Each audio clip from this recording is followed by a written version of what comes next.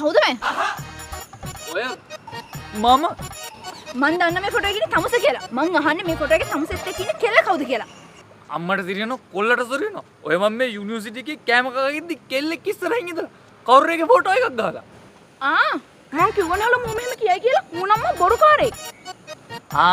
තමුසෙද මම මේ පාඩුවෙද්දි ෆොටෝ ගහලා ගෑනිට යපු රට උඩක් කිය. ඇයි? තෝමාව කන්නද? බලන්න කොළඹගේ කට. මූනම් මේ වාඩ ගැලපෙන එකක් නෙමෙයි. මූ කවුද ඔයා කවුද? මේ ගෑණි උඹයි මායිද ලව් කරන්නේ මේකී මායිද ලව් කරන්නේ. උඹ තමයි මගේ ආදර කතාව ඉන්න මගේ ගෑණිගේ ඔළුව ඇතුළට රිංගලා අංගේ ඉඳන් කන පටපණුවා. අපි හොඳට ගැලපෙනවා.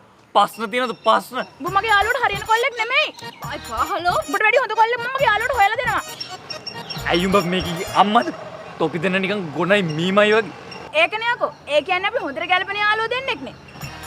යකෝ කේලම් කියන්න කලින් සිංහල ඉගෙන ගන්න වරේ. ගොනයි මීමයි කියන්නේ කිසිසේත් නොගැලපෙන උන් දෙන්නේ.